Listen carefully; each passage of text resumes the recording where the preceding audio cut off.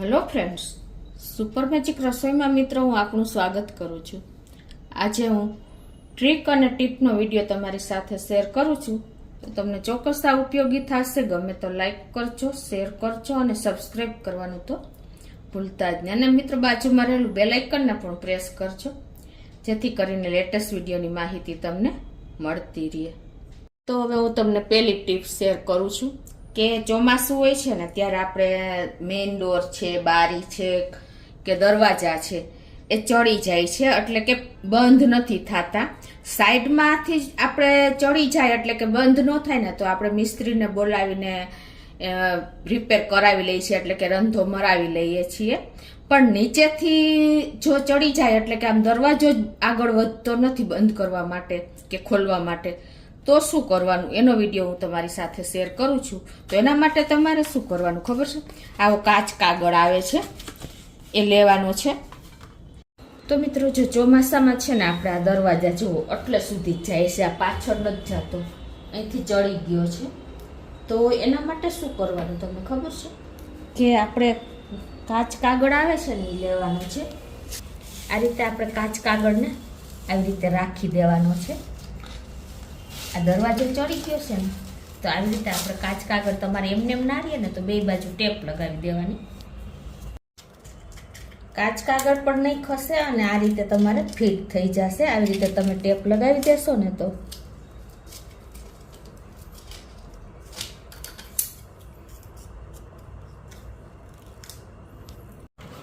બે બાજુ આપણે ટેપ લગાવી દીધી છે, બરાબર. પછી તમારા કાચ કાગળ ઉપર આ રીતે દરવાજો ખસેડવાનું. એટલે શું થશે કે નીચેનું લાકડું તમારું કાચ કાગળ સાથે ઘસાશે, એટલે ઓટોમેટિક નીચેનું લાકડું થોડુંક ઊંચું થઈ જશે, એટલે ઇઝીલી તમારો દરવાજો થઈ જશે. તો આ રીતે તમે જો ઘસશો ને દરવાજો એટલે કાચ કાગળ સાથે તમારો દરવાજો ઘસાતો જશે, એટલે જે નીચે આપણે ચડી ગયો છે ને દરવાજો વધારે વરસાદનું, એ તમારો દરવાજો રિપેર થઈ જશે. આ રીતે તમારે ઘસે રાખવાનો છે. તો હવે આપણે આ રીતે કાચ કાગળ કાઢ નીકળી જશે જો ઇઝીલી. હવે તમે જુઓ આ દરવાજો એકદમ ફ્રીલી થઈ ગયો, જોયો?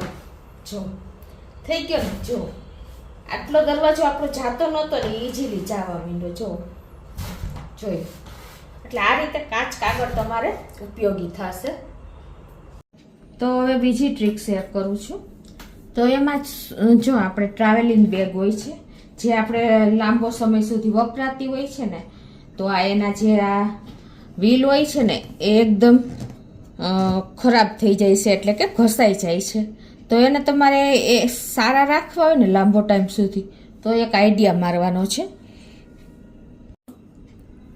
તો એના માટે જો તમારે આવી બ્લેક આપણે સેલો ટેપ આવે છે ને એ લેવાની છે. કોઈ પણ કલરની હાલે, પણ બ્લેક હોય તો તમારે ખ્યાલ પણ નહીં આવે. આ રીતે તમારે વ્હીલના જે ઉપરનો ભાગ હોય ને ફરતો હોય ત્યાં લગાવતી જવાની છે. તમારે આ રીતે વ્હીલમાં જ લગાવી દેવાની છે.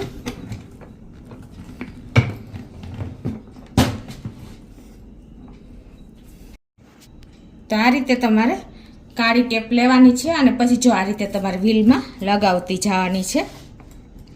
ફરતા વ્હીલમાં તમારે લગાવી દેવાની છે અને પછી તમારે કટ કરી લેવાની છે.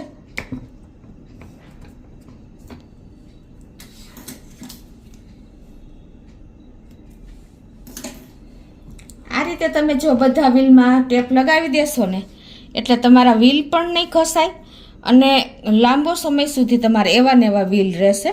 અને તમારે બહાર જવું હોય ને તો પણ તમને કમ્ફર્ટ રહેશે, સાફ પણ નહીં કરવી પડે. લાંબો થોડો ટાઈમ પછી તમારે પાછી ટેપ ઘસાઈ જાય ને તો પાછી ખોલીને પાછી લગાવી લેવાની. તો મિત્રો આજે મેં તમારી સાથે બે ટ્રીક શેર કરી. એક તો આપણે ચોમાસામાં દરવાજો ચડી જાય તો સાઈડમાં તો આપણે મિસ્ત્રીને બોલાવીને રિપેર કરાવી લઈએ છીએ, પણ દરવાજો તો નીકળી ના શકે. તો એના માટે તમારે મેં આ કાચ કાગળ બતાવ્યો કે તમારે આ રીતે ટેપ બંને સાઈડ લગાવી અને દરવાજો આની ઉપર ઘસી લેવાનો છે, એટલે ઇઝીલી તમારો દરવાજો લૂઝ થઈ જશે અને બંધ પણ થઈ જશે અને ખુલી પણ જશે. એ જ રીતે આ બેગ પણ તમને મેં આ રીતે વ્હીલ ઘસાઈ જાય છે, લાંબી મુસાફરી થતી હોય છે ટ્રાવેલિંગ, તો એના માટે પણ એક ઇઝી સોલ્યુશન છે કે ટેપ લગાવી દો એટલે તમારે કામ ચાલી જાય.